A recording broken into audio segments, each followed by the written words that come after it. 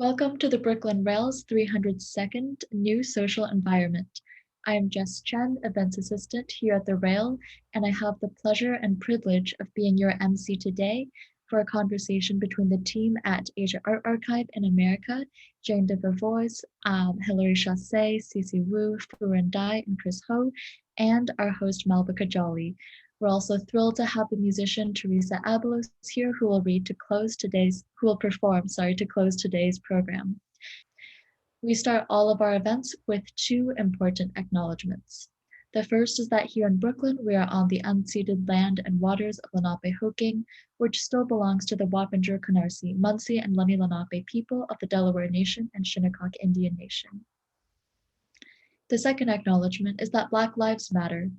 We recognize the legacy of settler colonialism as part of the many contemporary expressions of white supremacy. We honor those that have lost their lives to this violence, and I encourage you all to check the chat for a living document of resources and actions as we do our part in the learning and unlearning required to undo this legacy of injustice. And now to introduce today's guest and host. Jane DeBevoise is co-chair of the Board of Directors of Asia Art Archive in Hong Kong and chair of Asia Art Archive in America in New York. Prior to moving to Hong Kong in 2002, Ms. DeBevoise was deputy director of the Guggenheim Museum, responsible for museum operations and exhibitions globally. Hilary Chasse is the manager and program coordinator of Asia Art Archive in America.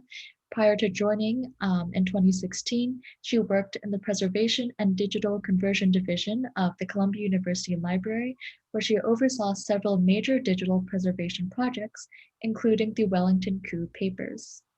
Cici Wu is an artist and the research assistant at Asia Art Archive in America. Born in 1989 in Beijing, she grew up in Hong Kong and completed her MFA in sculpture at the Maryland Institute College of Art. She has had solo exhibitions at Empty Gallery, Hong Kong, 47 Canal, New York, and many other institutions. New York-based artist Furen Dai is the collection and program assistant at Asia Art Archive in America. As an artist, she works in video performance, installation, and film. Dai received her BA in Russian language and literature from Beijing Foreign Studies University and her MFA from Tufts.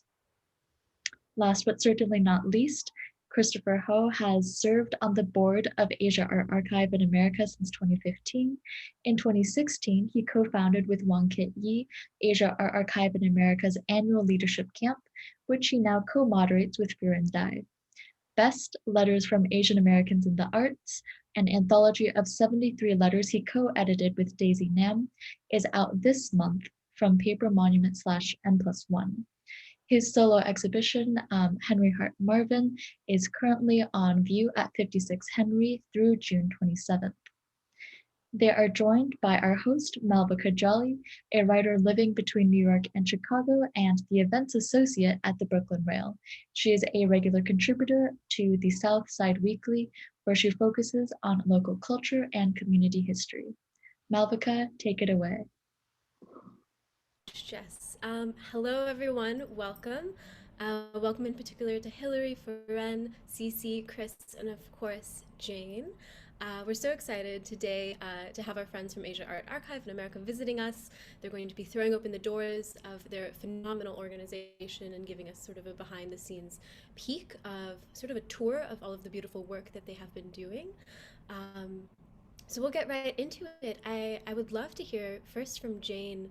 I know your organization's coming up, or just had its 20th birthday. Is that correct? Correct. Right. And I feel like this perhaps makes us twins because here at the Rail, we're celebrating our 20th anniversary this year. So before we sort of talk about the organization and all the work you do in the present and looking forward to the future, I was wondering if you could take us back 20 years and talk a little bit about its founding. That's quite all right. I'm going to thank you. First of all, congratulations to the Brooklyn Rail. That's great to be, Asia Art Archive is honored to be in such great company. And thank you very much to all of you, Fong Boy, Jess Chen, and Malvika. It's great to be here with you. I mean, I'm going to start with a little bit of sort of background as to who we are as an organization broadly defined. I'm Jane, and I'm the chair of Asia Art Archive in Hong Kong, as well as in New York. And when I say New York, it means Brooklyn. We're Brooklyn based. And in both locations, we are nonprofit organizations. In Hong Kong, which we call our mothership, we were co-founded in the year 2000. So we're getting on to our 21st year by three people. Claire Hsu, who continues, was the founding executive director and a co-founder of the organization.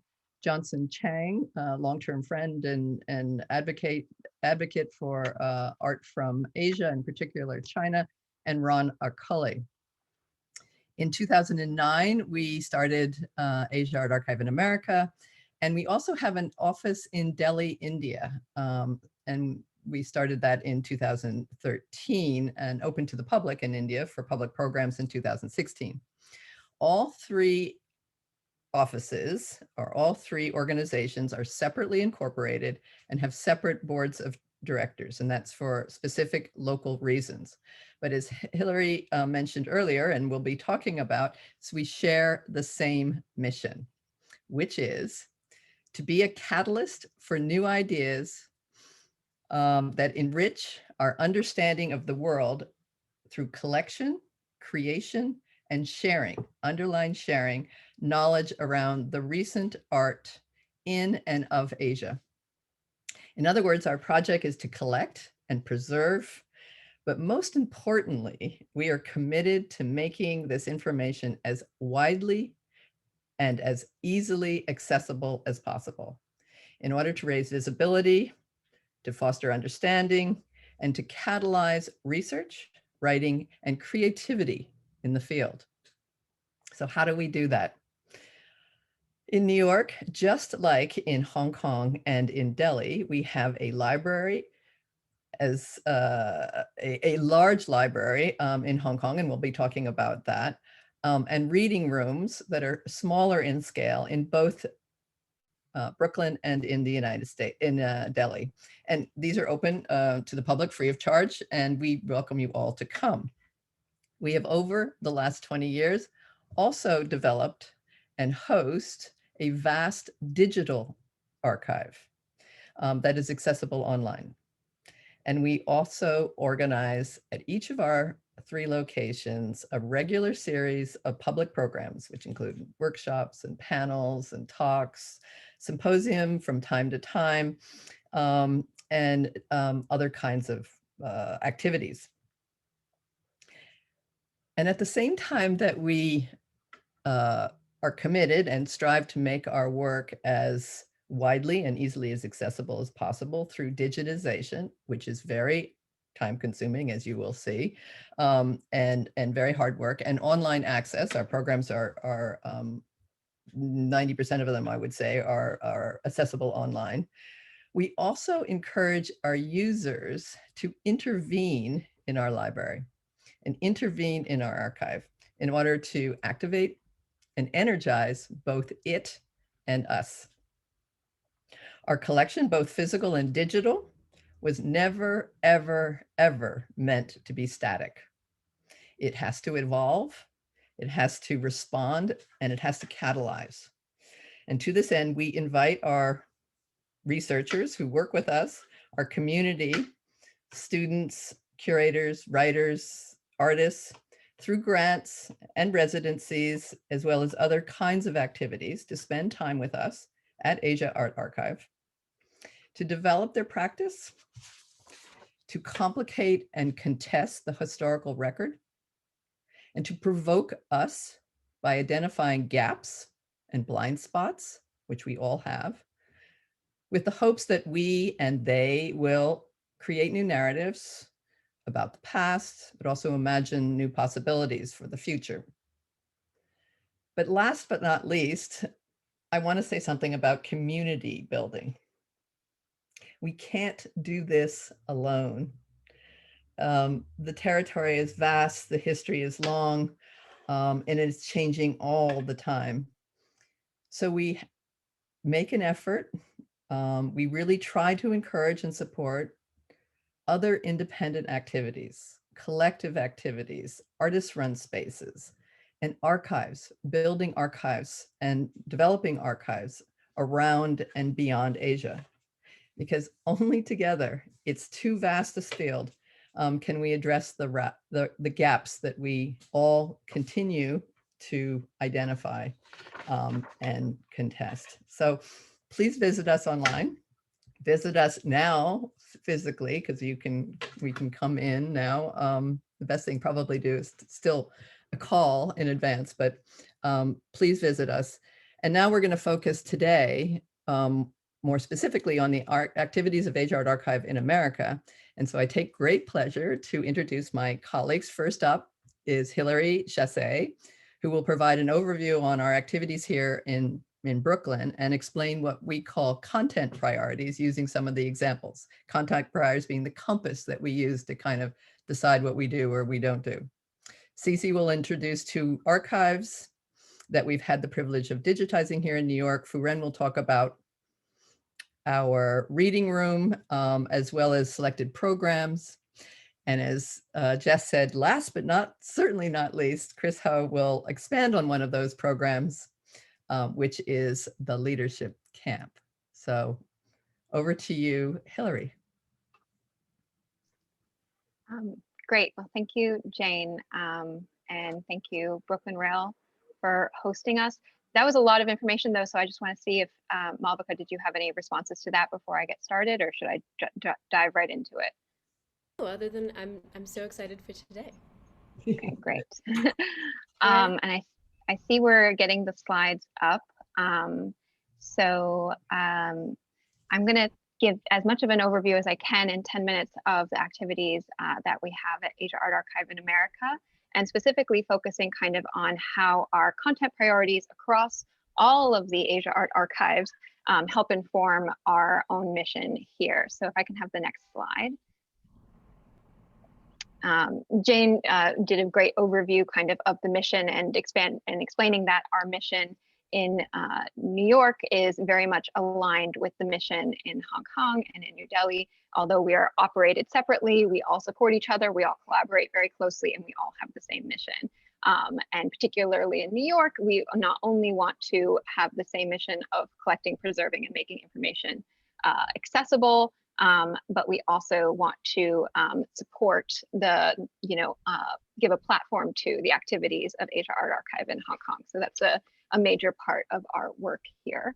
Can I have the next slide? But to talk about the activities of Asia Art Archive as a whole, I think we have to go back a little bit to the founding of Asia Art Archive and how the impetus for creating that back in the year 2000, as Jane was mentioning, informs our work to today and why that urgency still exists. So why archive? And so I think there's kind of three main points that an archive allows us to represent and to create that are very important to our mission. So one is accessibility. So Jane mentioned this earlier, making these documents, the materials in all of the archives and as much as possible in the other collections too, including the library collection, accessible, retrievable, and shareable is fundamental to the work that Asia Art Archive around the world does.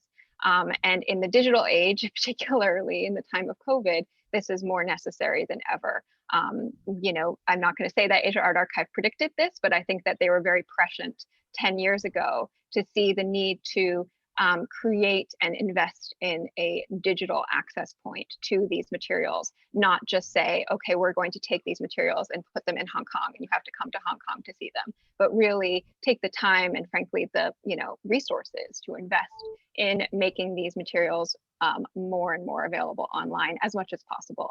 There's always going to be some things that need to be kept physically, including most of the library collection, which Furen will speak about a little bit later. But as we move increasingly into this hybrid online world, accessibility remains a cornerstone.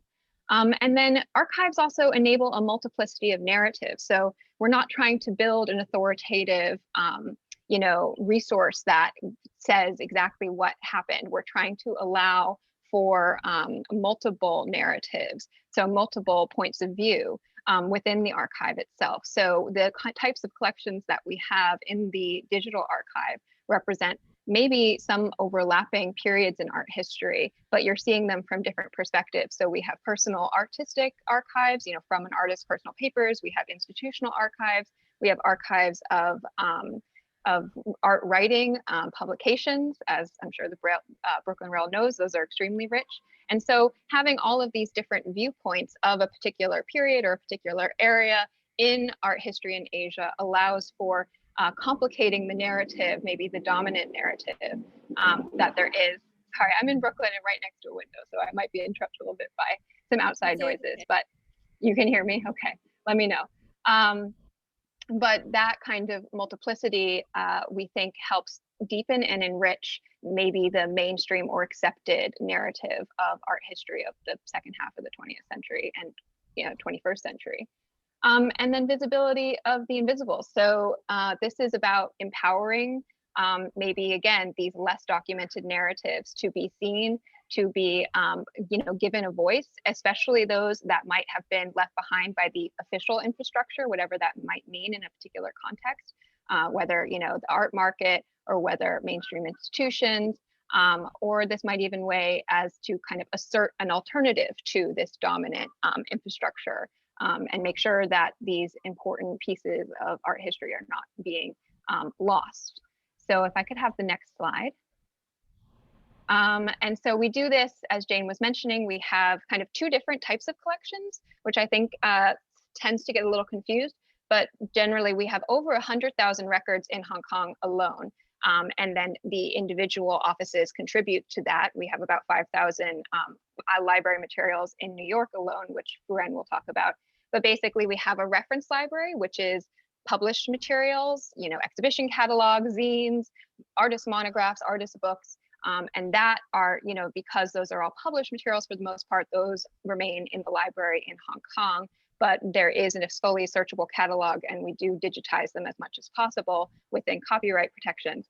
But then the research collection, the archival collection, are these kinds of personal or institutional or exhibition-related archives from all over Asia that AAA has been collecting and preserving for the last 20 years. And as much as possible, again, but even more so, those are available online worldwide. And wherever they're not available online because of certain restrictions or copyright protections, and that's basically less than 10% of the research collection, the archival collection, you can see them free of charge on site in New York, Hong Kong, or in New Delhi. And so you don't need to have any kind of reference, you don't need to have any kind of institutional backing. They're free of charge and openly accessible both online and on site.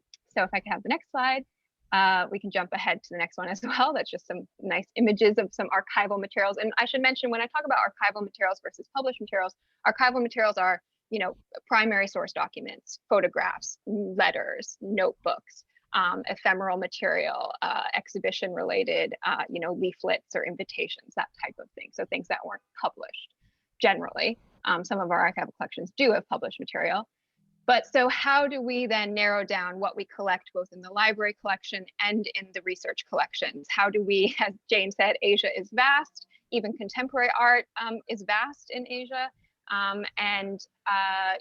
What are these kind of undervalued or underrepresented narratives that we kept seeing come up again and again? So we have these content priorities that I think really emerged very organically, and probably Jane could speak a little bit more about the development. And there's actually a interview series that I would really recommend you all go to read on Asia Art Archive's website called Building Asia Art Archive, where the researchers and some of the founders of Asia Art Archive kind of talk about how these content priorities were developed.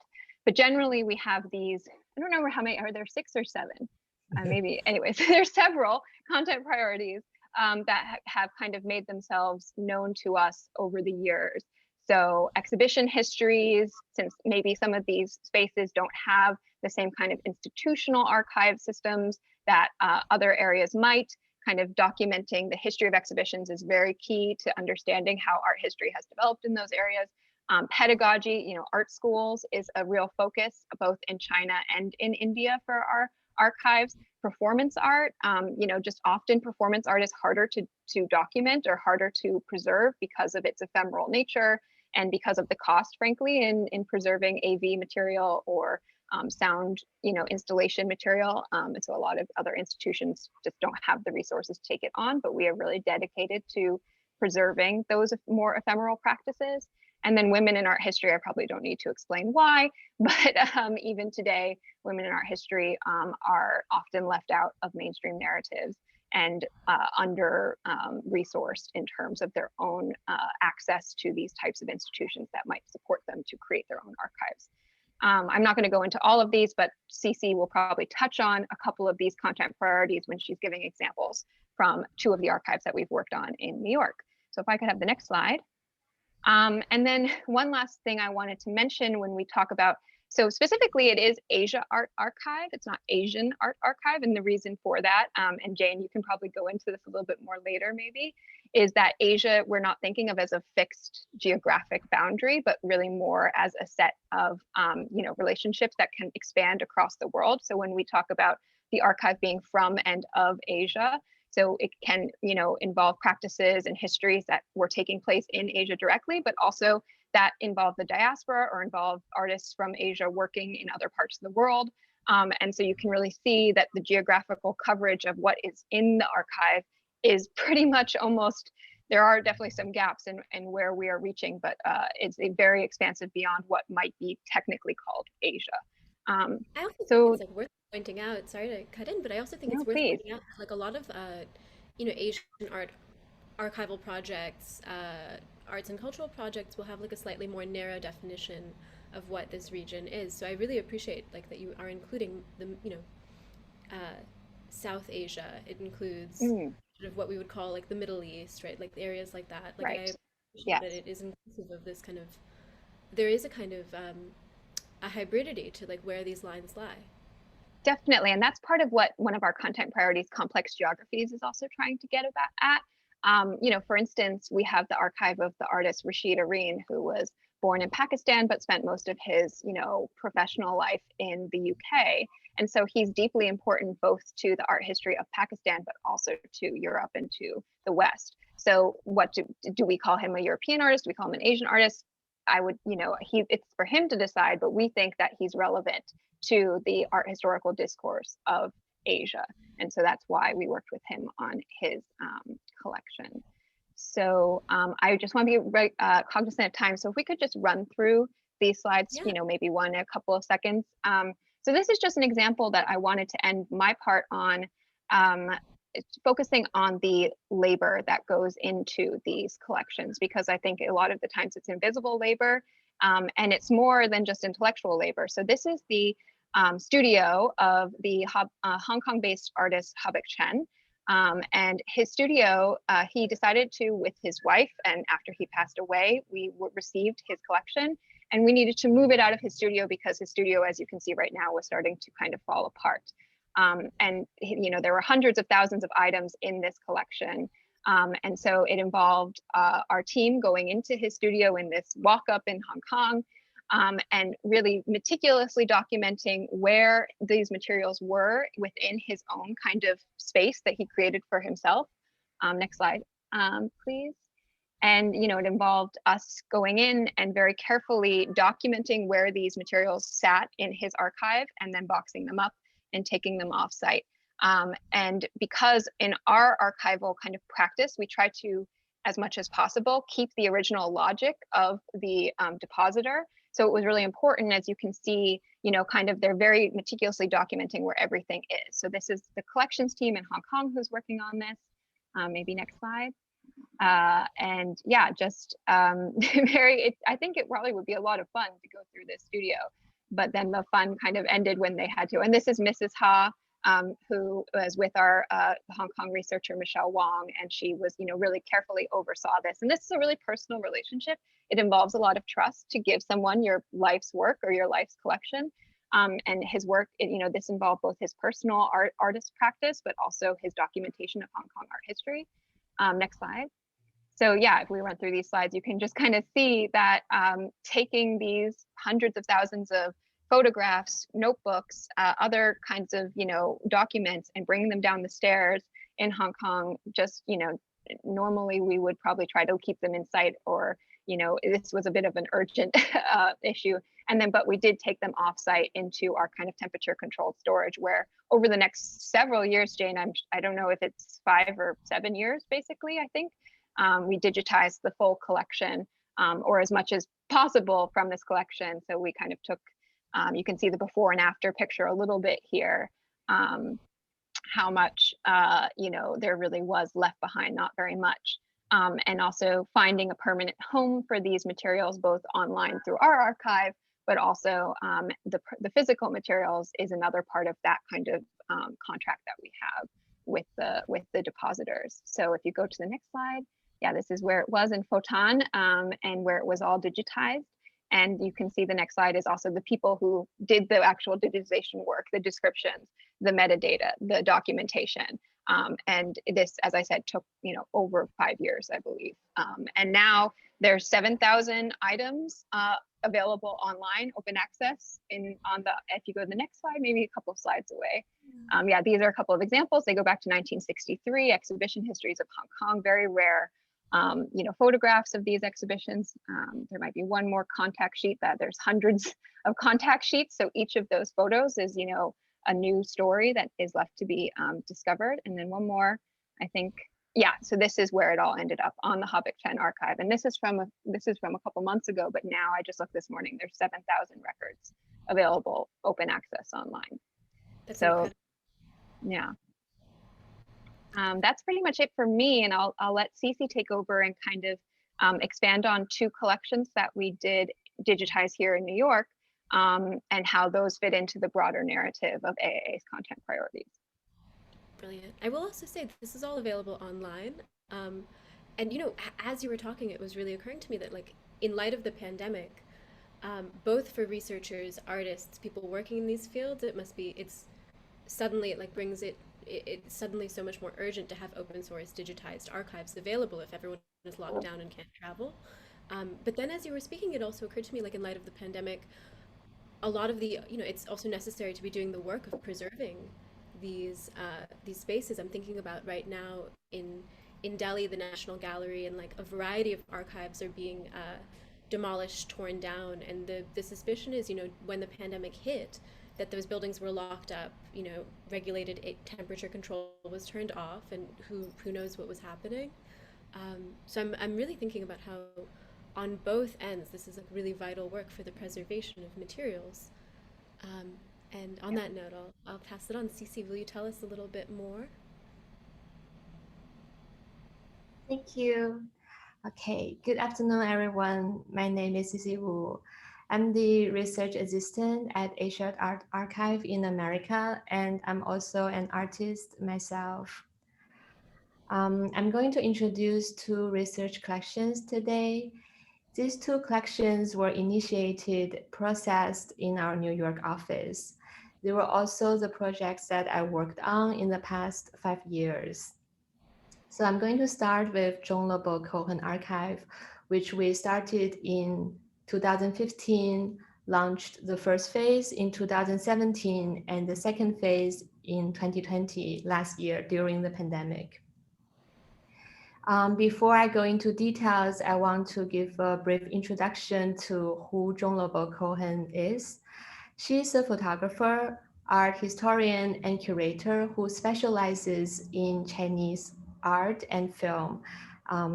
Actually, we can still stay in the second slide, maybe. Thank you.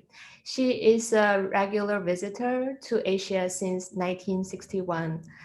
She lived in Japan, Hong Kong, and China, where she was a witness to the post-Cultural Revolution period from 1979 to 1981.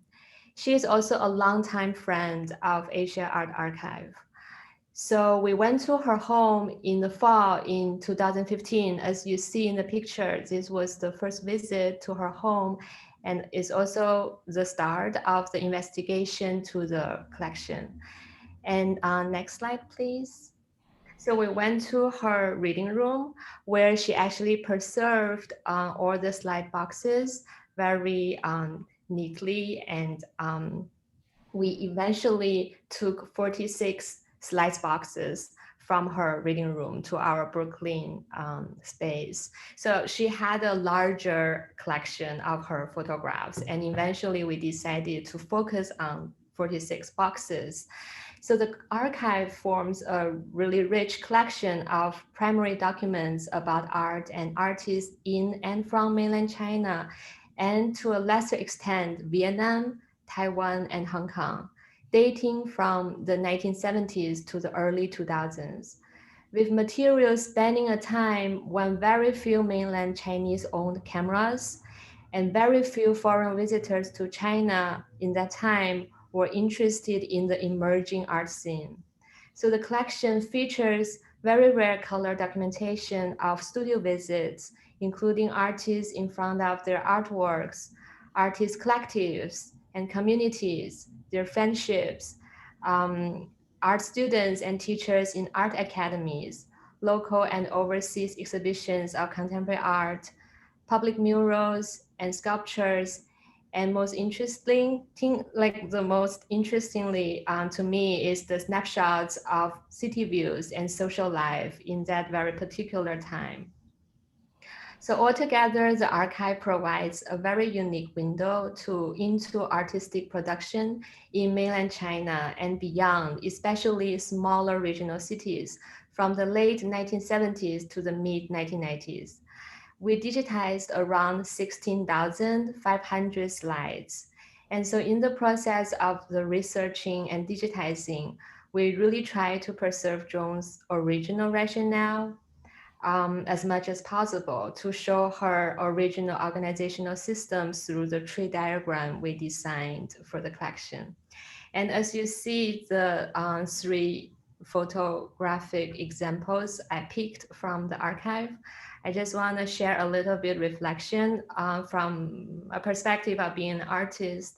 I think the most treasurable thing I wanted to share here is basically a sort of consciousness I built through in this researching process is to understand certain kind of complexity of art history in general, and also to think about the potential of the past.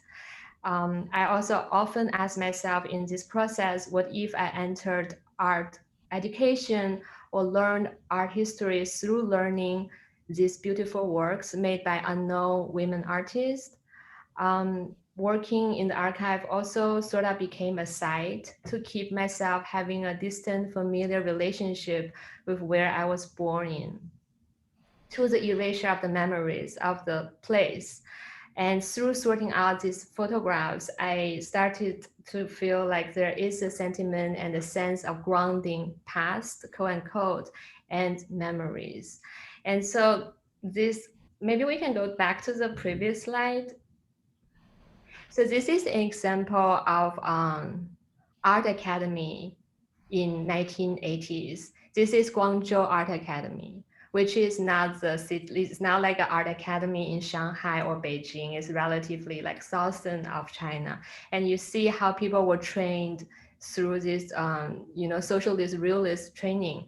And then the slide before it was a socialist realist sculpture of Mao, I guess is in Chengdu, also in the late 1970s. And the last photograph I picked is a demonstration of Chen Haiyan, a woman artist making wood block prints, and her friend in her studio in Hangzhou, I believe. I think it's in the early 90s. Okay, so the second research collection I'm going to talk about today is called Bessie Damon Archive, Keepers of the Waters. Bessie Damon kept her collection of slides and a lot of VHS tapes in her apartment in Brooklyn. So in 2017, we initiated the first visit with Bessie and then started our investigation to the collection. So we altogether digitized approximately 200 slides and 20 VHS tapes.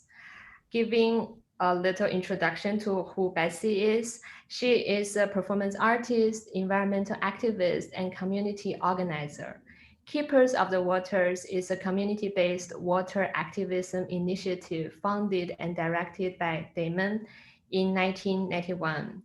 In 1995 to 1996, Bessie Damon took this initiative to China and invited both local and international artists to create public performances and installation works in order to raise awareness about the importance of water protection, particularly in Funan River, Chengdu, China, and Lhasa River, Tibet.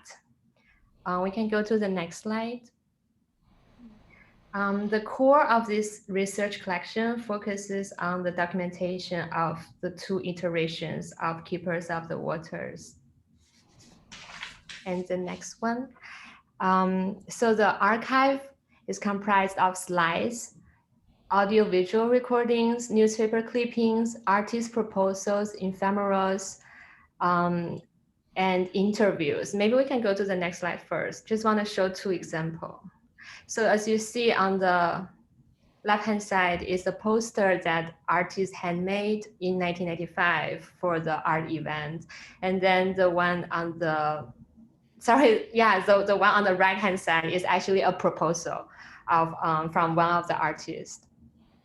So this collection contains material pertinent to performance art, women artists, exhibition histories, and the development of contemporary art in regional cities of China, with materials spanning a time when mainland China was shifting to be more open economically and politically, which was the mid-90s. One of the highlights from the collection is the rare support from the state television to give publicity to the public art events and extensive coverage from the state newspaper to press the details of the art performance pieces. We can go to the previous slide and previous one. Yeah, so here is this example of artist Yin Xiuzhen. She was making a public performance piece called Washing River in Chengdu on the street. So basically she had river water got frozen and then into these ice cubes. And she invited public audience to be part of this performance to wash the river, which was polluted from the river. And I think it was a really beautiful piece. And you see, she was actually getting interviewed by this state television, TV television station. So it's kind of a really rare moment in the history, I would say.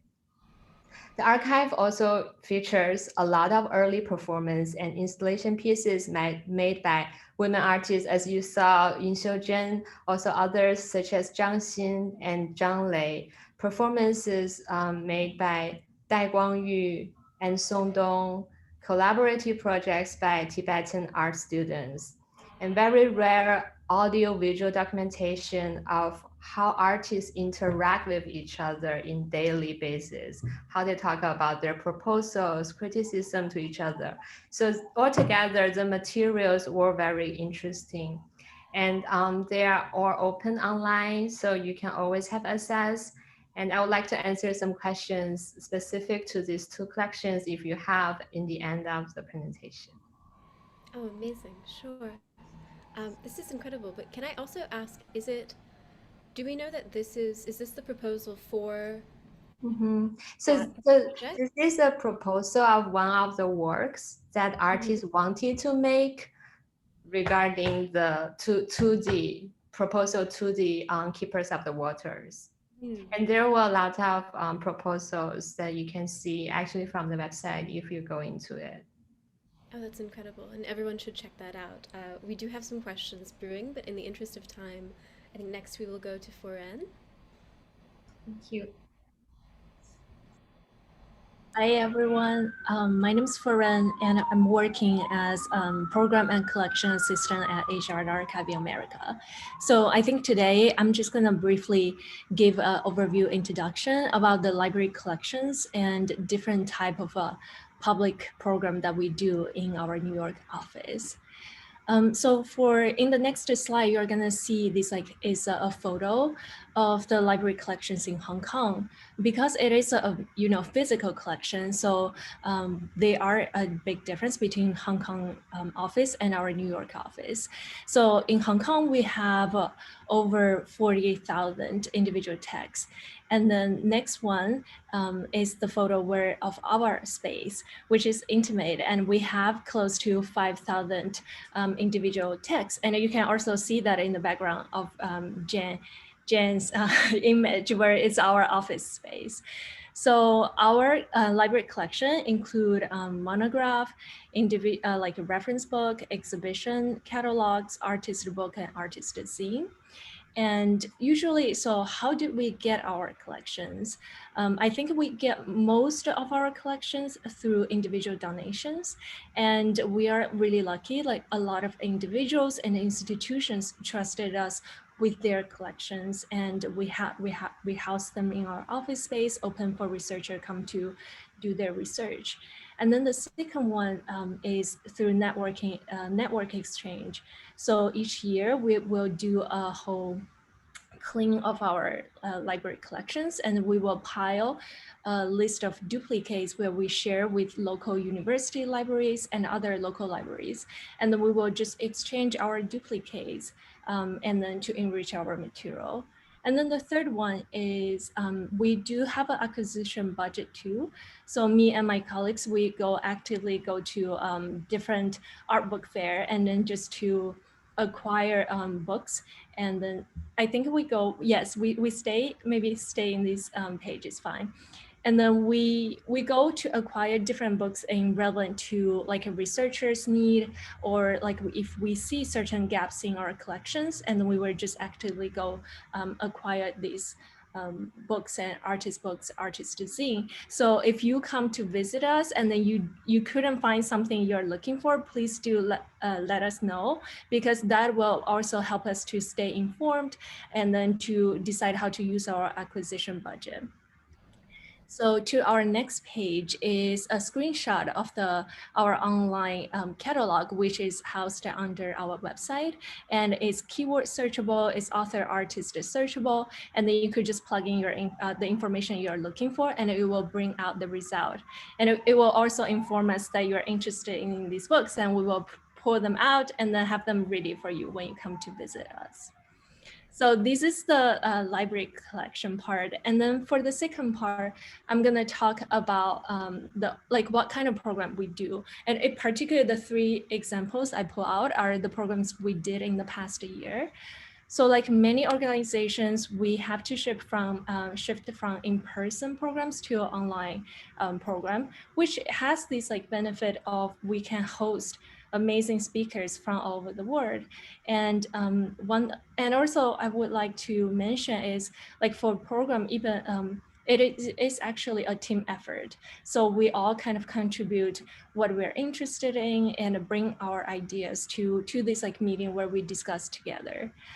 So for this specific program is a program about like nature and also the purpose of public art, and also the different kind of community engagement in the development process. And we invited artist Steve Locke, who I know for almost 5 years from Boston, and then artist Wang Xu.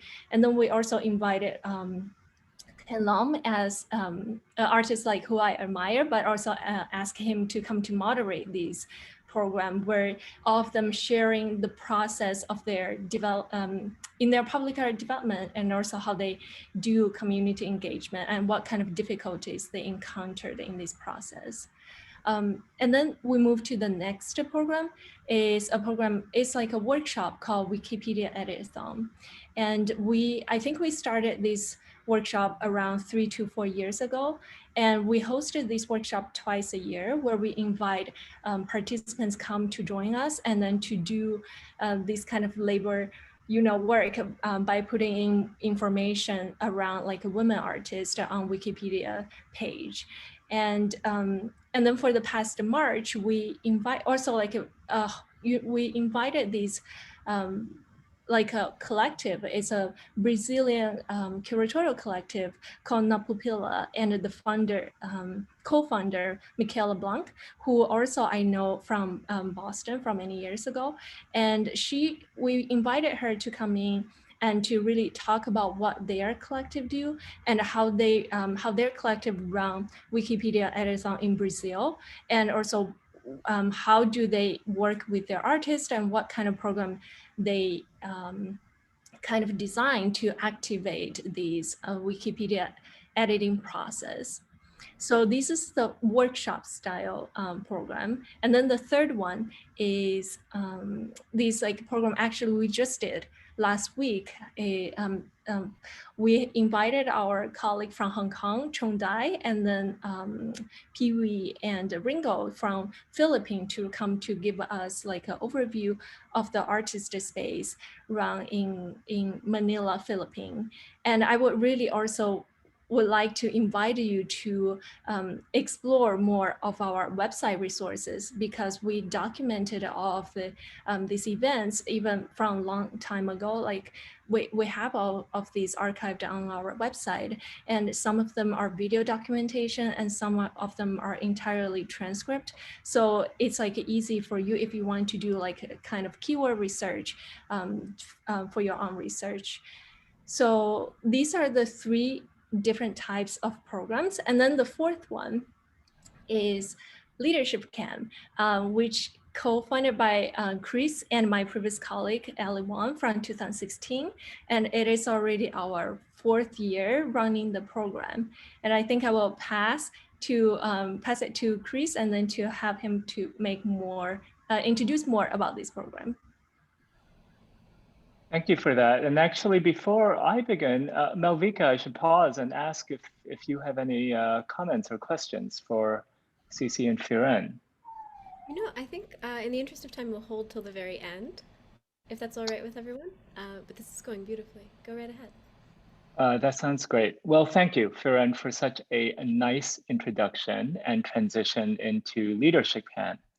For this last segment, Furen and I will speak a little bit about this program. And it's one of the programs at Asia Art Archive in America that bring people together, to recall Jane's opening, which bringing people together is one means of carrying out Asia Art Archive in America's mission of sharing knowledge through community building and of catalyzing research through encouraging collaborations. I also want to, Malvika, touch upon what I believe is one of your own framing questions for the Brooklyn Rails Common Ground series, which is how we can mobilize daily actions to radically reimagine our democracy. And I touch upon this because Leadership Camp's aim, I believe, is aligned, especially in terms of reimagining. So the program started, as Furen noted, in 2016 in response to a need to workshop cultural institutions from Asian perspectives. And in fact, the inaugural year's theme, and here we see the cohort of that first year in 2016, that theme was envisioning institutions. And we can also think about AAAA's content priority of innovation through traditions with this theme. So super brief background. Every year, Asia Art Archive puts out a call for applications, and it's around a theme. So here, envisioning institutions. And from that pool of applicants, about 18 are selected. Those 18 people commit to meeting 4 times over the next year at Asia Art Archive in America and lately on Zoom. And Furen and I select readings for the first meeting, but subsequent meetings are led by 2 campers each who select their own readings and moderate the discussion. So the trajectory of camps tend to be organic. And as its name implies, Leadership Camp, at best, there's a kind of around the fire vulnerability and conviviality amongst campers. We can skip to the next slide. I want to very quickly note that for context, when we started Leadership Camp in 2016, Obama was president, and it seemed as if Hillary Clinton would follow. So we had a Black man and potentially a woman elected to the White House in the US. And I think one could, as we did, wrongly conclude that much of the socially transformative art of the 60s and 70s had succeeded. Now, clearly, that conclusion was premature. And so, whereas the first camp looked at the kind of mainstreaming of the margins reflected in the White House and in art, with alternative spaces like PS1 becoming dominant, and independent curators like Hans-Ulrich Oprez becoming art stars, Furen and I thought for the second camp to complicate the narrative. We knew at that point the fallacy of thinking the social transformations of the 60s and 70s were secure. And so like Asia Art Archive in America itself, and here we think of Jane's assertion that the collections are never meant to be static, leadership reoriented for its second year. And we see the participants of that second year here. For our second year, Engendering Leadership, we turned to alternative and emergent models of leadership rooted in and representative of Asia, using Imelda Marcos, the former First Lady of the Philippines, to serve as our first case study. And I just want to recall Hilary's opening remarks from her first slide. Asia Art Archive in America, she said, focuses on locations where there seems to be a lack of official infrastructure, or as a way to protest a dominant infrastructure to assert the alternative. And so the Philippines, with its colonial history, and the Iron Butterfly, with her contradictory and contested legacy, seemed a compelling and a compellingly complex case study. So right now we have up our third and my personal favorite cohort, which was last year's. Briefly, Jane, Furen, and I at the start of 2019 discussed highlighting the America part of Asia Art Archive in America.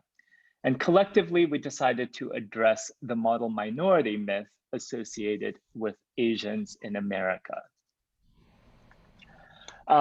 Obviously, external events this past year, which affected all of us, derailed and deepened this conversation among the cohorts, which consisted mostly of Asian Americans, save for one, and who felt very strongly the uptick of anti-Asian racism in the US due to COVID, and the president's insistence on calling it the China virus. So in fact, our last meeting led by Martha Tuttle and Jesse Chun addressed race relations between Asians in America and African Americans. And during this year, we also did a public talk, which we see on the screen here, Malvika, and it's from SVA's Curatorial Studies MFA, and we gave a presentation to the Curatorial Studies MFA then, talking about sharing some of the conversations that we had. So I will end, and I know we are running out of time, with this. I will end this brief history of Leadership Camp by speaking about some of our future aspirations by means of addressing our current camp, the theme of which is other racisms. So in the US, and in the previous Leadership Camp, we had thought about racism mostly as racism against Asians, and or primarily concerning Black-white relations.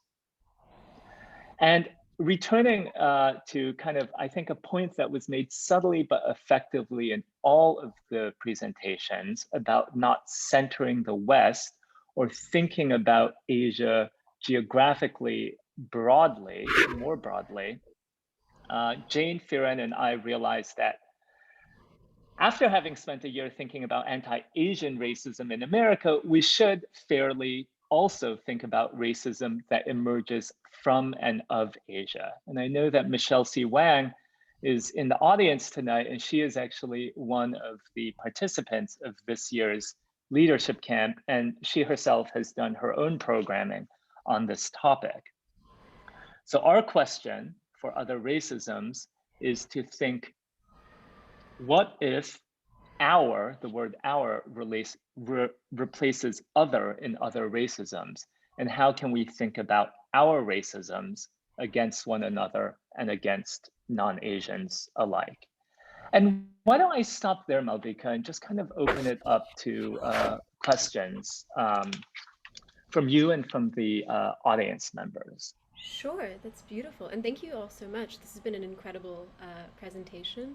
I did want to close. I was really, really moved by this set of strategic and thoughtful questions that you used to frame the leadership camp of this current cohort. And I think this might be worth everyone sort of looking over really briefly, but I thought these were really intelligent and concise questions. But thank you all so much. Perhaps, okay, maybe I'll leave this on for a moment and then we'll close it out shortly. But I would love to open with something Cici said when we spoke a few days earlier, which has really stuck with me and perhaps has stuck with you, which is she was talking about when we talk about representation in America, a Chinese perspective may not necessarily be an Asian perspective. And there is something really unique in your organization, right? It's not an archive of exclusively Asian American diaspora artworks.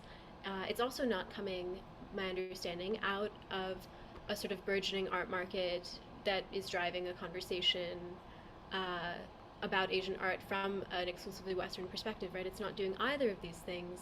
So I was really interested in sort of this question Cici framed, and I'd like to sort of open it up with that question as like an invocation that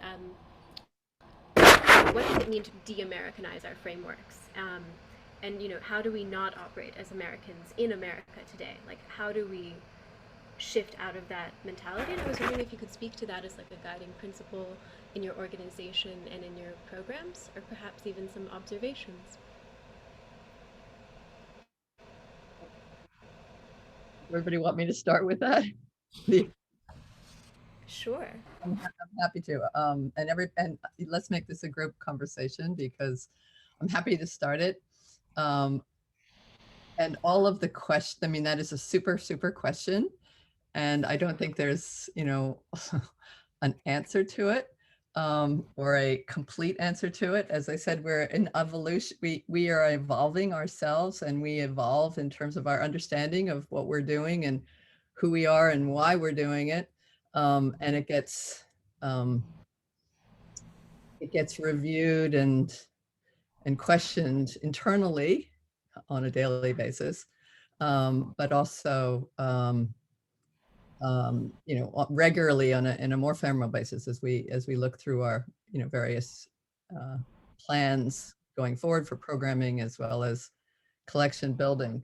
But I think one of the things that distinguishes Asia Art Archive, and is that we started in Asia. That is our mothership. That is our point of departure. You know, there's a lot of discussion about decentering art history. All of the people who started, all the people who work with it in Hong Kong are from Asia. And, you know, I may not look like I'm from Asia, but I spent most of my adult life there. And that's what I have been preoccupied by. But I think that makes a big difference. But to, I think, Chris's point, we have to think in a very complex and layered fashion about, one, what does it mean to be Asian? What does it mean to be an organization that starts in Hong Kong? Where are we coming from with as founders or as initiators of this? And then how it changes and moves and evolves as our work moves and evolves around the world. But just so that you know, when we started our organization, effectively, it was a very Sino-centric organization. The people who started it, like myself, like Claire, like Johnson, we were specialists, if you want to use that word, of Asia, of China. I was an art historian of China. Claire did her MA and degree in Chinese art history. Johnson was a collector, dealer, advocate, thinker in Hong Kong and focusing on China. And when that meant mainland China. And then we're also in Hong Kong. Most of our staff is from Hong Kong in term. And so there's the layering of what does China mean in Hong Kong? And then, what does China mean larger in Taiwan, in America, in other parts of the world? But we were always from the very beginning, rather than thinking about being non-American or non-Western, we were thinking really about being non-Chinese. And that, we come from there. That was our point of departure. That is where many of our expertise lies. But it was always to put China in conversation with the rest of Asia, with the rest of China's, the rest of Asia, and the rest of the world, sort of like that, in that succession.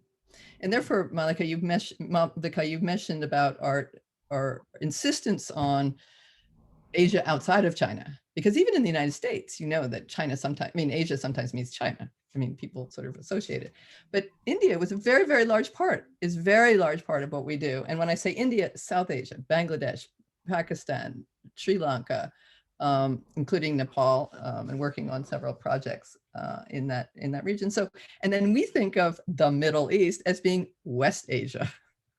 So, you have going from East Asia to West Asia, and obviously Southeast Asia is very much part of it. So again, I think interestingly, we came from a non-American, despite my passport, perspective. It was really trying to put China and the rest of Asia in conversation with all its complexities, and then with the rest of the world. And then as we've developed our India office, there's a focus on India and Indian art from there. And as we have moved to the United States, I think with Chris and Leadership Camp, there's been a blossoming of discussion around what it means to be Asian in America. So that's, I think, not exactly your answer to your question, but I think it gives context to our growth and our evolution. Yeah, no, that's an amazing answer, and I think a wonderful way to frame how you recalibrate or how you calibrated the gambit of what your organization is doing. I wonder if we could hear from some of the other panelists, if anyone wants to jump in.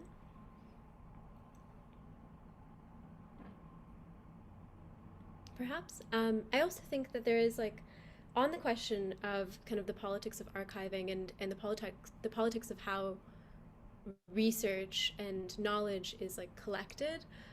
Chris, you had some very interesting thoughts about how do we recenter these strategies of research and knowledge collection. How do we de-Westernize them? How do we reclaim them? How do we just move them out of this framework? And I wonder if you could speak about that a little bit. Well, I appreciate the question. And, every time I hear myself, even after having been on the board of Asia Art Archive in America for 5+ years, every time I hear about the activities, something strikes me. And in this presentation, what struck me was in the Ha-Buk Chen archive, a talk, I think Cici mentioned how the kind of physical location of the archives was marked out and preserved. And similarly, I think in the Joan Leopold archive, I think, Cici, you said something like the logic of her organization of her slides ended up informing how they were uploaded onto the website. So in very real ways and very personal ways, these are two spatial on the one hand, and then classification of slides on the other. These are, in a way, alternative versions of organizing materials that come from individuals. And I think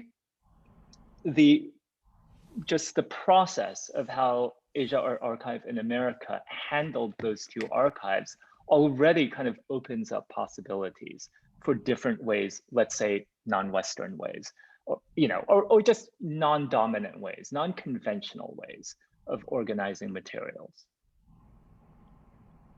I love that very much. And I wonder if we might take an opportunity to go back perhaps 20 minutes and ask Cici.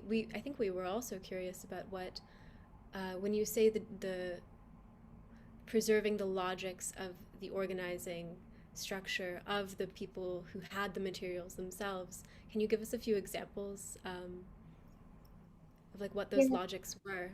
Yeah, sure.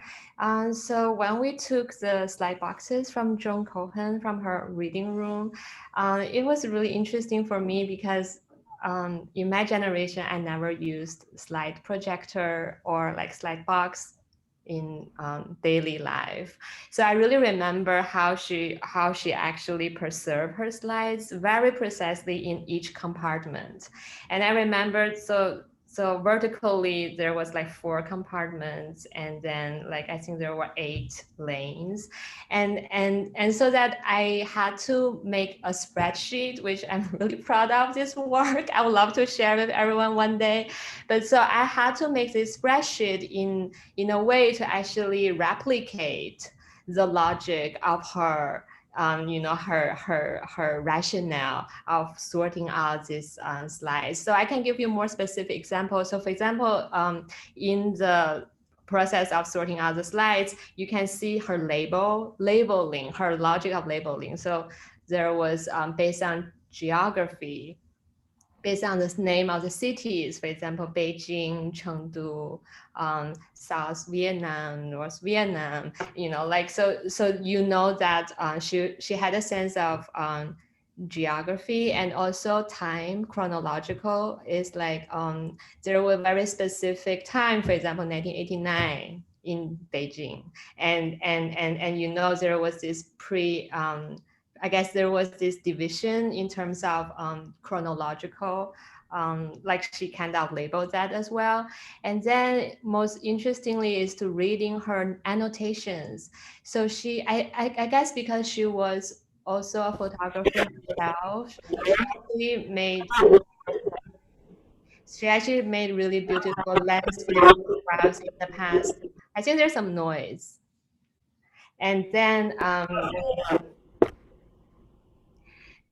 so I feel like when I was actually sorting out these materials, I saw her kind of habits, like how she actually annotate her photographs really well. So there were always names of the artists. And I also learned that she actually paid attention subconsciously to women artists, because she would label them.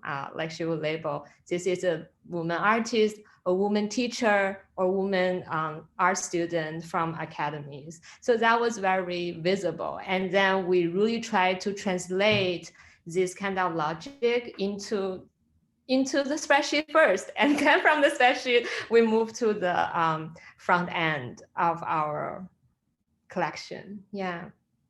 It's incredible. And then that becomes, I'm so sorry, there's an ambulance going by, but that's so interesting that style of indexing will then become a part of the lived experience of how archivists and researchers and students who come and explore the materials will also experience it. Is that correct? Yeah, that's right. Yeah. Okay, brilliant. I am also curious, what kinds of projects or research projects or students, what kinds of historians are coming in and using these materials? Like, are there any particular Maybe Hilary can answer this question. Yeah, and Furen, if you want to jump in here as well. So the archive for Joan Lebel Cohen and Betsy Damon are almost entirely online. So it's kind of hard to track exactly who is using them in that form, but who is coming in to use the reading room in New York is generally a mix of students from undergrad, master's, PhD, to curators from other institutions, people coming from auction houses who are, researching a particular artist, artists actually come in more often than you might think, just because they find some inspiration in some of the work in our collection. Furen, are there any other examples that you could think of? Because I'm also thinking, I liked it that you point out the artist aspect, because we collected a lot of artist zine and artist books. I think a lot of people are specifically wants to come in just to explore different type of artist zine in general. And then like they start browsing from there. So there is this content, but also there's this, you know, like a way how book were made in general. Wow, amazing. And maybe I could just add just a little bit on the artists, because I do think it's for me as a non-artist, and as a very square art historian, I find I take incredible inspiration from the artists who come in and use our archive. And we actually have artists in New York, artist residencies. I'm always thinking of maybe doing this in New York, but in Hong Kong, we have artist residencies. And we have invited artists from all over the world to come and just hang out, you know, spend time, intervene or not, research or not, our archive. And some of those people have been people like Rox Media. I think the first artist in resident was the Rox Media Collective. We've had Waleed Rod come in, and he's done some amazing interventions into our archive where he imagined a conversation or a person meeting Habik Chin, this Hong Kong gentleman whose collection Hilary showed, and having this relationship in conversation over the years. Ho Zinyan from Singapore came through, Wang Waiyin. We do local residencies with local artists. She's an amazing local artist who kind of reimagined Hong Kong art history. And I think one of the things that is very exciting to us is Hong Kong has always been this sort of in-between space. It's always been this kind of social laboratory. And because of the British and because of now the mainland Chinese, it's always felt somewhat as if the history, their particular history, has been either forgotten, ignored, or garbled. And so there, you know, there's been artists who've come in to look at our materials because we have a very strong Hong Kong art collection, our collection about Hong Kong art and art history, or art, and imagine their own art histories, taking it upon themselves to imagine their own art history. So all I'm just saying is I'm very excited about our artist interventions and art residencies at the archive. That's incredible. Thank you. I'm also so intrigued and appreciative of the way that you framed it as like filling in the gaps. I think multiple times throughout today's presentation, different people have like sort of presented this, you know, these projects as a filling in of gaps where perhaps there is a void where resources are not being preserved, perhaps by like state or government authorities, or you know, I also wonder, like, maybe the way you were working, it works in opposition to how a lot of archives work more broadly. Like, there is a reason that many colonial archives are displaced. You know, archives sort of like follow the flow of power. And I guess on that note, I do think maybe as a closing question, I am really interested in the choice to in the early choice to prioritize digital archives over sort of physical archives. I know you have physical collections, you have a reading room, you have those spaces, but I'm really intrigued by sort of the logic of the commons, right? That these are open license. They're, you know, this feels like a very intentional move that carries a set of perhaps like a politics or ethics.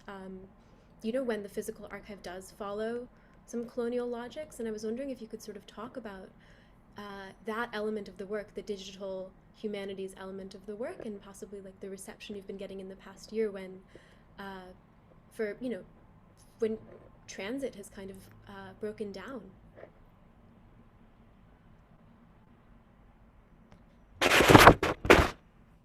Would you like me to make a stab at that, having been around since more or less the beginning? You know, it's interesting. When I've been asked to present about Asia Art Archive in the United States, among other archivists or other archiving organizations, in the beginning, there was huge skepticism about what we were doing, that it really isn't an archive. That what we were doing was sort of, I don't know, not fake archiving, but, you know, sort of not worthy of calling ourselves an archive. And let's put it this way. I mean, we do lots of other things than the archive. I mean, we have the library and we have the talks, and I think in some ways our talks in our library and our programs are equally important, if not more important, of making our archive relevant and vibrant and energized. But there was a lot of skepticism, and it always kind of hurt my feelings.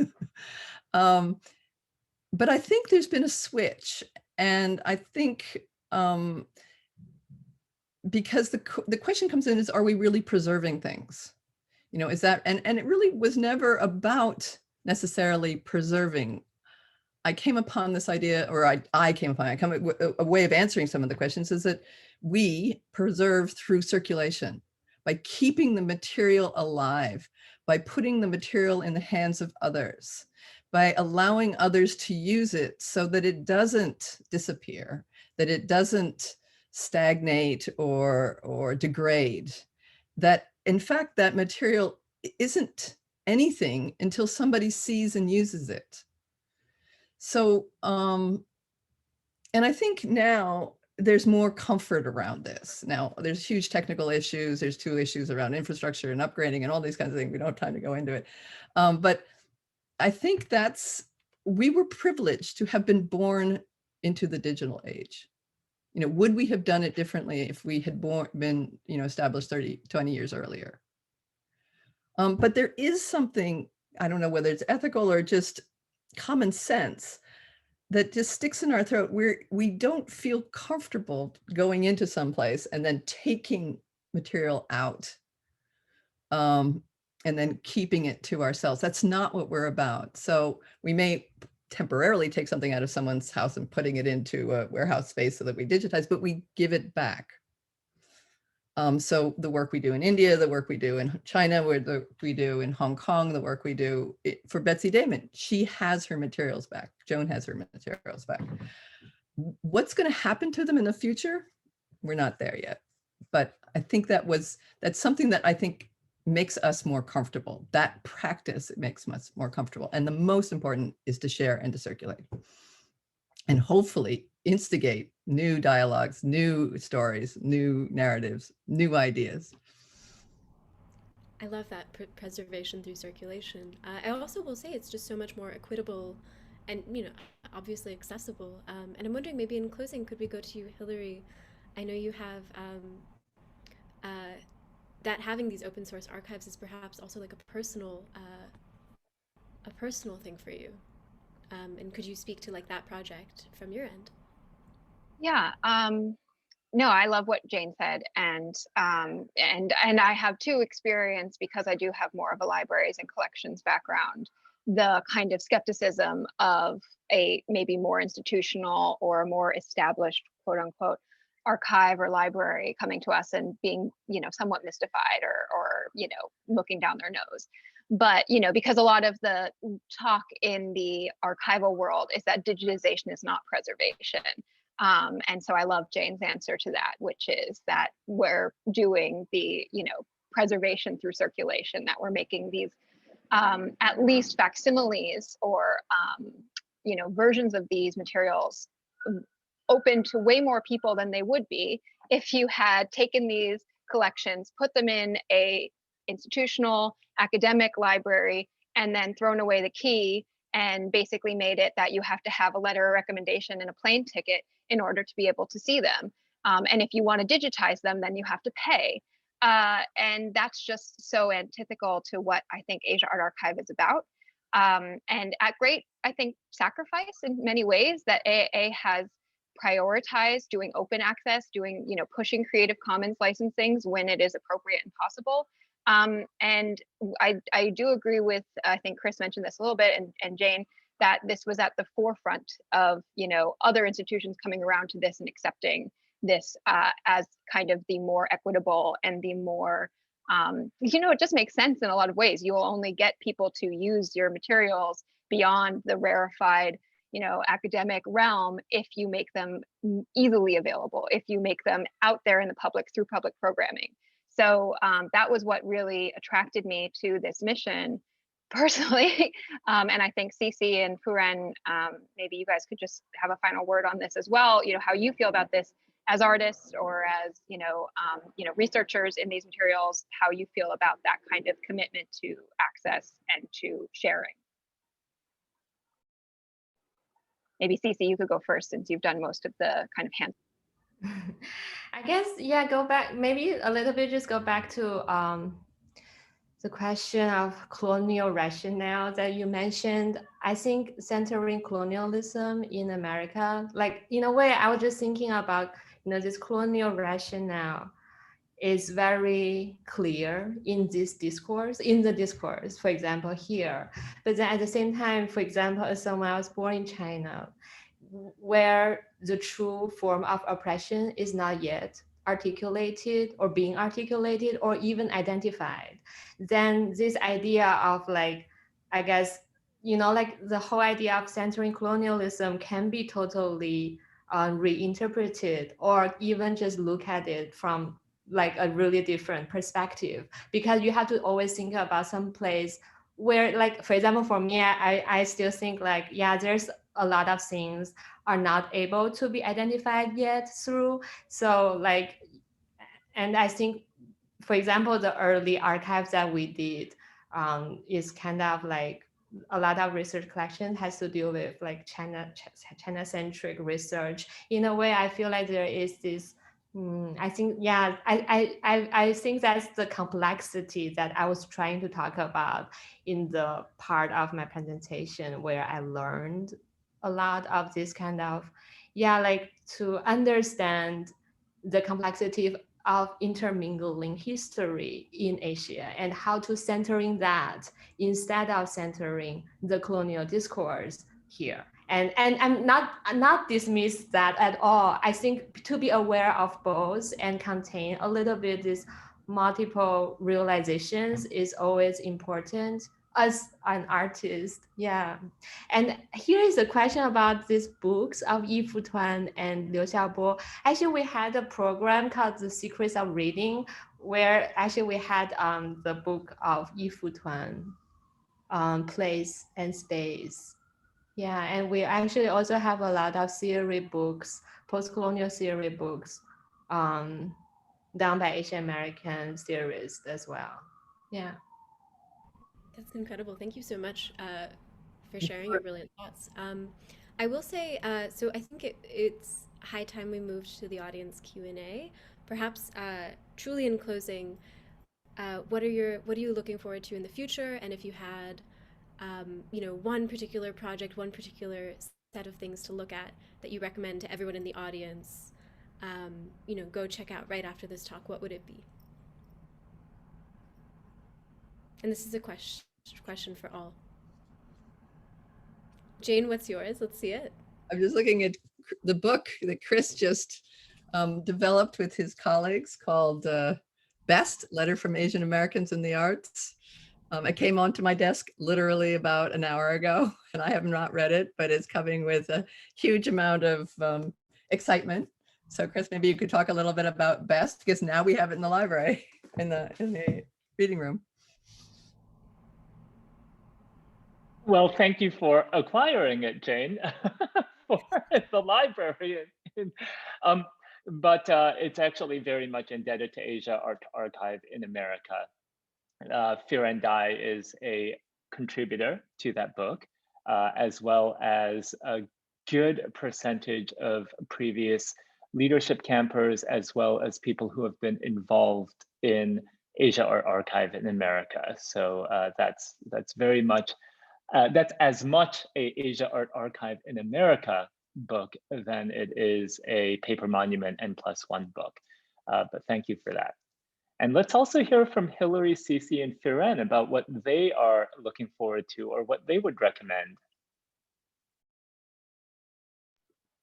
Furen, why don't you go first, since I feel like I've talked.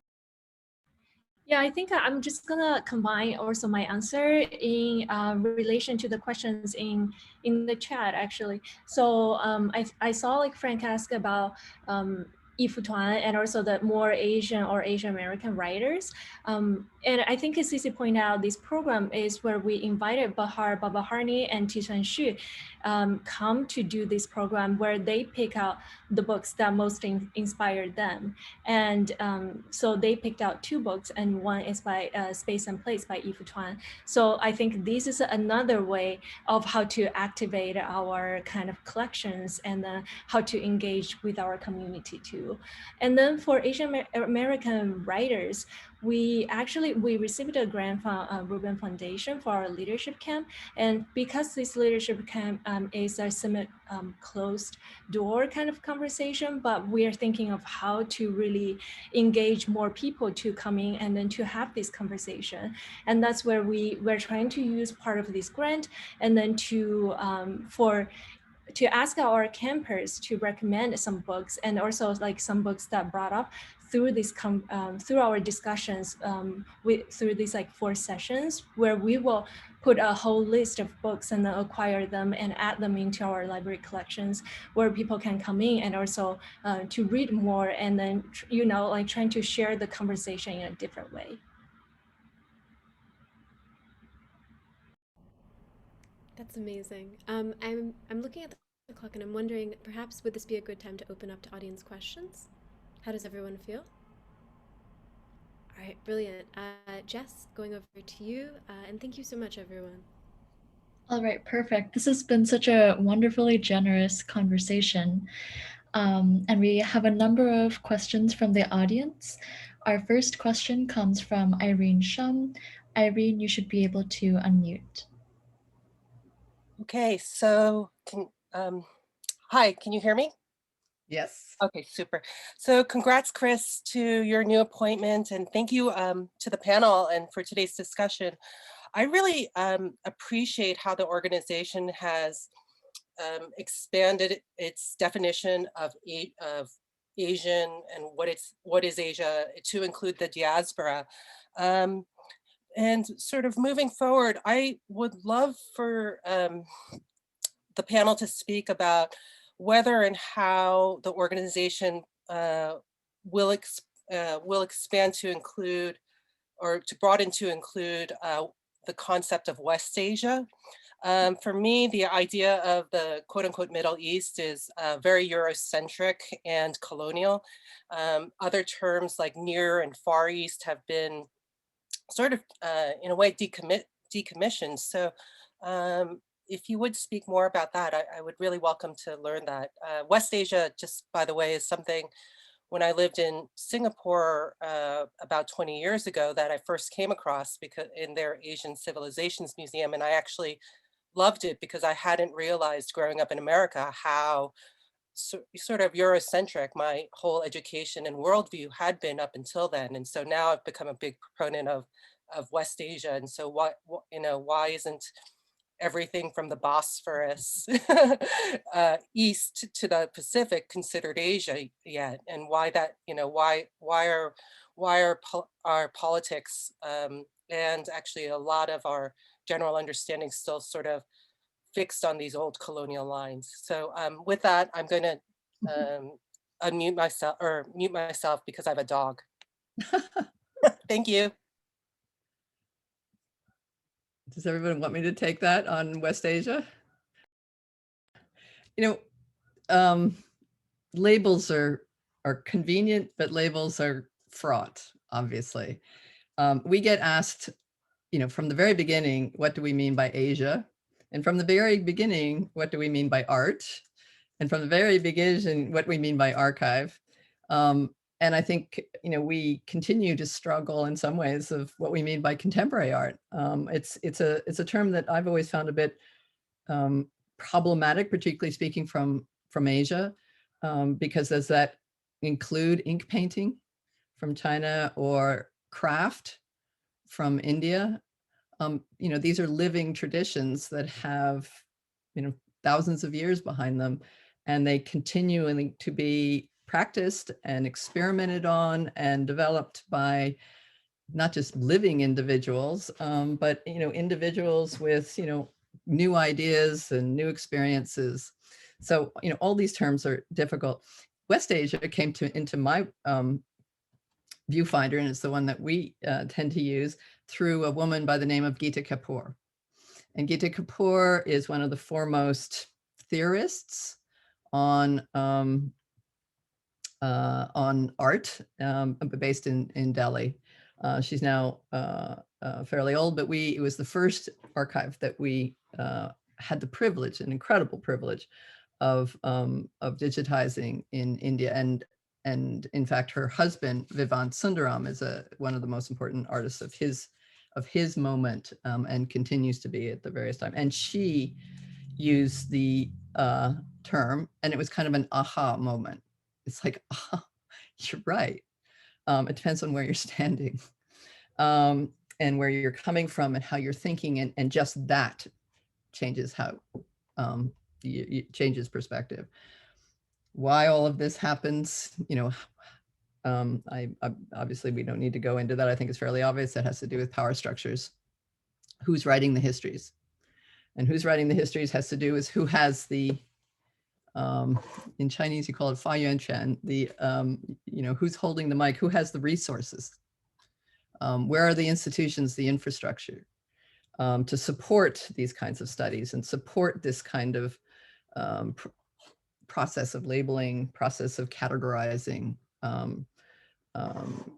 practice. So yeah, hopefully one of the things that we are trying to think about as we continue, and again, I'm speaking from Asia Art Archive in Hong Kong as well as as New York and India, is to attempt in our very small way to develop an infrastructure, develop a platform where we can think of contemporary art more broadly defined, Asia more broadly defined, history from a different perspective. But this is small attempts, and this is a big subject. I hope that answers your question, or attempts to address your question.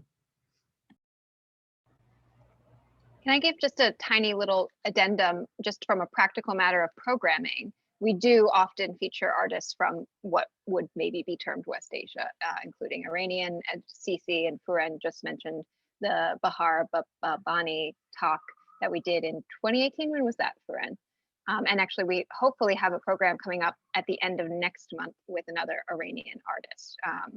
Always could do more, and we actually have been very intentionally acquiring materials from West Asia for our reading room collection over the past several years. So we really welcome particularly artist books or zines from that region. If you have recommendations for that, we're very open to those right now and have that on our acquisitions list.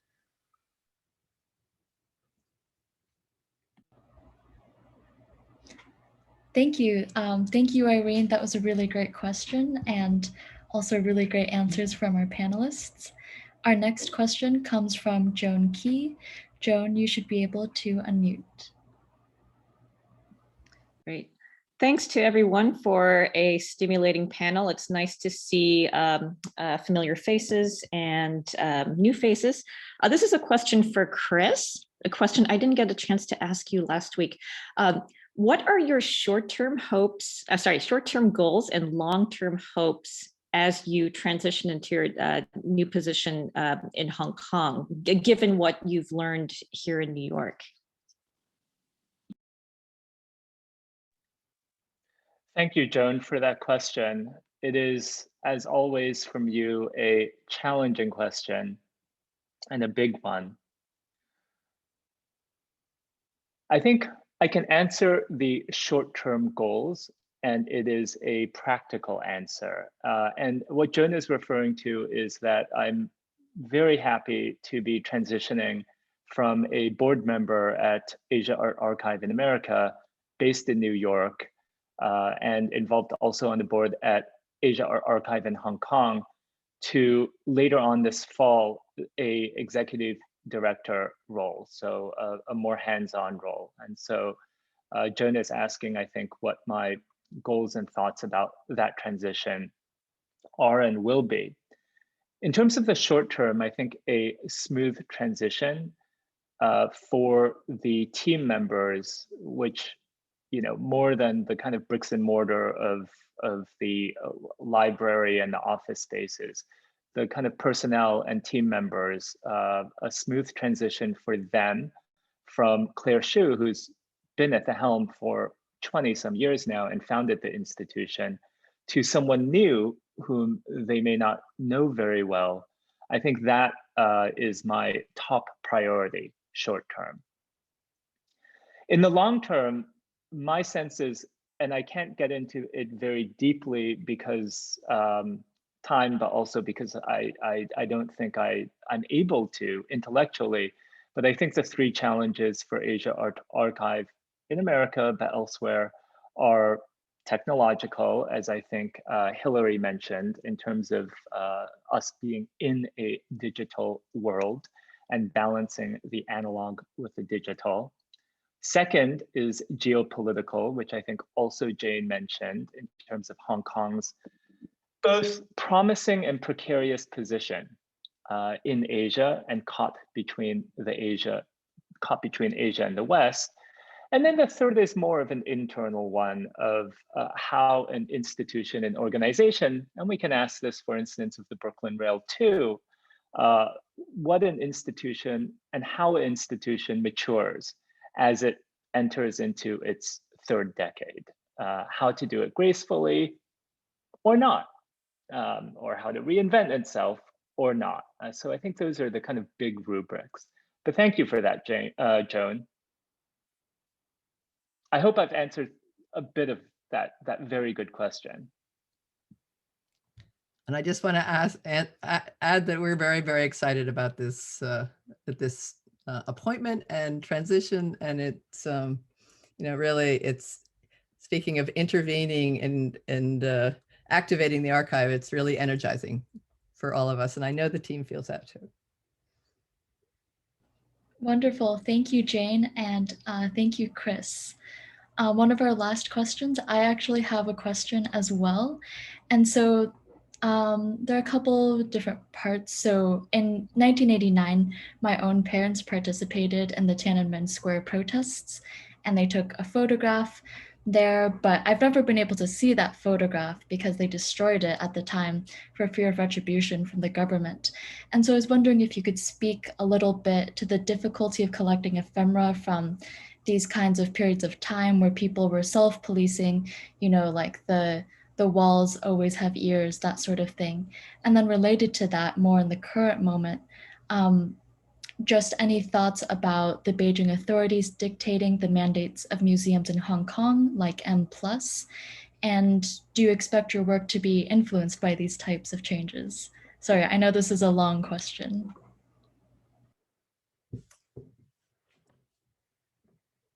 Shall I take that on? Or Chris, would you like to take that on? I think you should. I think you would maybe have more depth of knowledge about this one. First of all, the issue of repressed, suppressed, or invisible histories is something that we take very seriously. It's really central to what we do, both from an archiving perspective, as well as a programmatic perspective. And it's not just the kinds of repression or disappearance or ignorance or avoidance that happened in mainland China, particularly around the more, the very sensitive political situations, including the Cultural Revolution that lasted for 10 years. But it also happens all over, and it happens in our country too. And I don't think we should ever forget that. But in some ways, I know Asia better in some ways than our own country, or I can speak to it with more specificity, particularly as it relates to us and what we do. Recently, we had a program that featured an artist named Tintin Wulia. And Tintin Wulia is from Indonesia. And in Indonesia in the 1960s, mid-60s, 65, 66, there were mass killings, 500,000 people, Indonesian people, citizens, some, a large part, were also Chinese, either disappeared or were murdered. This history has effectively, until very recently, been utterly taboo in Indonesia. Tintin is the second generation. She is of Chinese descent. Her grandfather disappeared and the family never spoke about it again. She did not know about it, but it was kind of a ghost that lurked in the background of family occasions. Indonesians of Chinese descent had to change their names into Indonesian names. They had to forego their Chinese holidays and rituals and habits. So Chinese New Year, for example, was never, and no one in their family wanted to talk about it. And it was only until sort of the second generation, and maybe she's even the third generation of artists and people that have begun to reckon with this. Political situation perhaps is somewhat more freer, but I think, distance. And I think what's really important, I think one of the lessons, and so she spent a lot of time in a lot of her work practice is recuperating, recovering these hidden histories for her own personal perspective, but also for everyone else. These things happen around the world and they're happening today. And she creates art from it, but she's also a serious researcher. So I just think that it's really important. And one of the things that we feel is very important is that we try not to lose, or we try to provide opportunities and platforms for the preservation, as you call it that, the preservation of history, but preservations of memories, because so often the physical evidence is gone, like in your situation, your personal situation. But there may be other ways of getting about it, through interviews, for oral histories, through other kinds of ephemera, things that are picked up in other archives. And one of the wonderful things that the technology allows us to do is to bring material together. So while your mother and father's photograph of Tiananmen doesn't exist, I also was in Tiananmen Square during those days and have lots of photographs. So, we can bring that moment alive to you, or give you the opportunity to see or think some evidence of it by allowing access or giving access to other people's archives. So, but I just think that we need to be alert to this, and it is very central to what we do. That was really lovely, thank you. And also thank you to Hilary for dropping those links in the chat. I'll be sure to take a listen. I love that program with Tintin Wulia. Our last question comes from the Rail director, artistic director and publisher, Fong Bui. Fong, you should be able to unmute. Thank you, Jess. Thank you, Jane. Thank you, Hilary, Cici and Furen, and certainly my old friend, Christopher.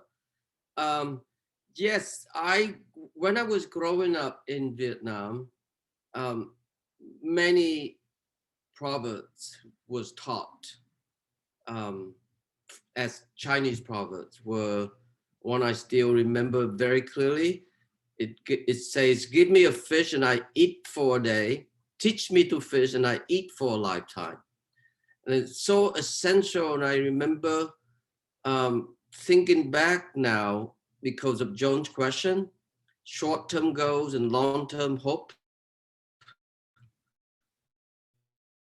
I can't help but bring up the whole boomerang effect, the whole psychological invented term that was created in the early 50s, I think, which gave incredible birth to cognitive dissonant theory analysis, as we all remember. I'm only saying this because I used to think that Buddhism is religion of peace. When we think of Christ under the cross being so violently tortured, one even say erotically appealing, wherever that image is, it evokes for endless interpretation, certainly in the Western art culture, as opposed to Buddha under the Bodhi tree trying to reach nirvana, which means not being there whatsoever. That's exactly what the word means. But I don't think that way anymore. since the conflict between Muslim and Buddhism in Thailand and Sri Lanka. So we know the consequences can be incredibly fatal. And I'm saying this too because I remember when Alan Heiss and I traveling to Asia in 2007, we were going to undertake the biggest Asian art contemporary survey. So I did manage to spend some time with Claire in Hong Kong. I visited there quite frequently. And what is so interesting about that visit, the whole idea, the whole concept of the show was more or less based on the image of Tiananmen Square. Let's go back to your sharing that story about your parents, Jess. So Tiananmen Square was June 4th, 1989. Essentially, to me, it revealed an amazing awakening, discovery, and change in our culture globally. In that, what you saw, the Tiananmen Square, the tank man, is no longer the peaceful man, the product of rich nirvana and de-individualization, which is the opposite of the West. In fact, what you saw there is an image of epic biblical, proportion. In other words, what you see there is essentially, in my argument for the show, which was supposed to be called spectacle, was that it's David against Goliath, which is something you don't see in Asia whatsoever, because all the teaching of Hinduism, Buddhism, Confucianism, Taoism, even Shintoism, and all of that they all share a similar attempt to get rid of the uniqueness of the person, the personality, the individual. But that's changed, that had changed. And I think that's exactly why I felt Wei was the person, the artist who saw that, which is very interesting too, because, there's something happened in 1993, which is, I feel, quite significant. Serena Sharp showed her first show of Woman of Allah, the same year that Wei came back to Beijing, looking after his, ailing father, the famous poet by the same name. So these two artists are taken back, the boomerang effect, what once were taught from the Western canon. They are taken back to reconfigure, to figure out what their strategic art making would mean differently than the way it had perceived for so long, And I think that is so interesting to me, how it all happened so quickly in the last 2 decades. And anyway, the show never happened because 2008, the following year, we raised 2.7 million for the show. But then the following year, it was the crash. And that was the end. They all withdraw their funding, and that was the end of the show. But as a concept, I think we can still somehow, maybe you do it one day, Christopher, but maybe we all can do it one day, because the timing where we are now is so significant. I was talking to my friend Sono. I think Sono's here and her son is here, Key. How to undertake a big, massive show of Asian art in New York City at the moment.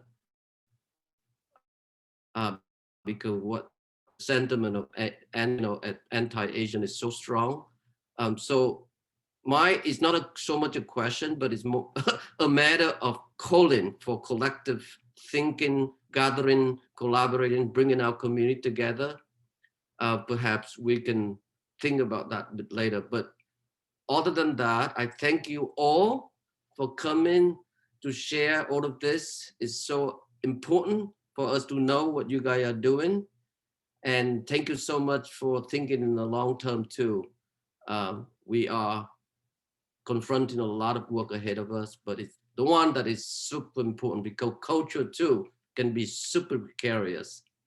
It all can be easily destroyed by politics and religion. So thank you so much, Jane. Thank you, Chris. Thank you, Cici, Furen, Hilary, And thank you, Jess and Malvika, and all of us are here. And yeah, getting back to you. Can't wait to listen to Theresa's performance. Exactly right. At the Rail, we have a tradition of ending our community events with a poetry reading or performance. I'm so thrilled to welcome our musician laureate of the day and all around a lovely human being, Theresa Abalos, to the stage.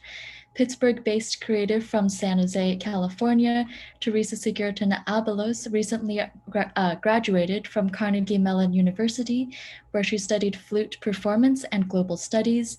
Her work revolves around sound, the body, and belonging. Take it away, Theresa.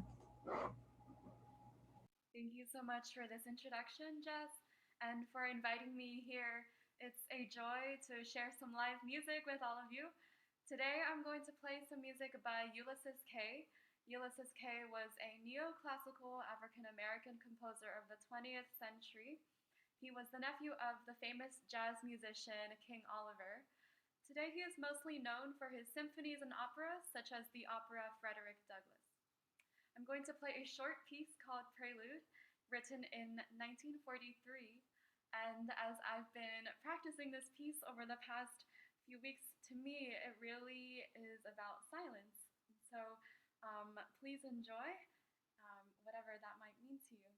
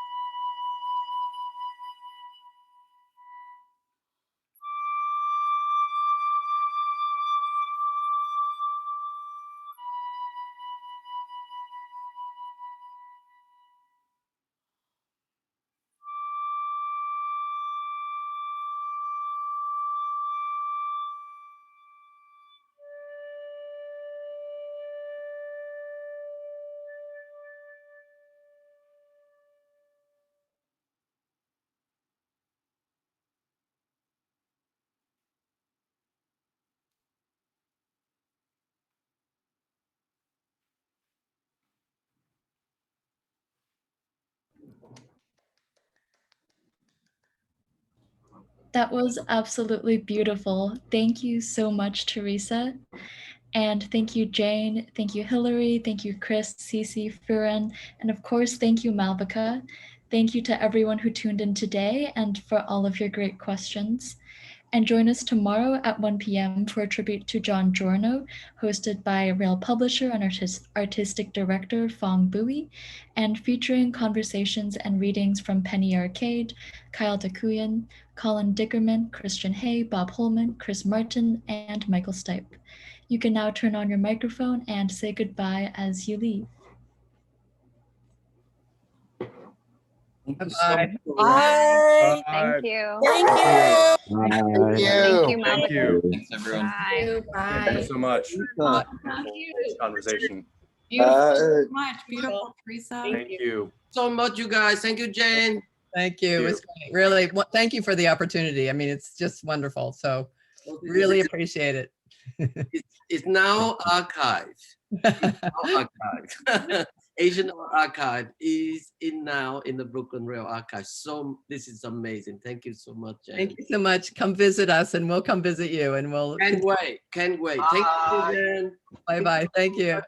Thank Bye-bye. you.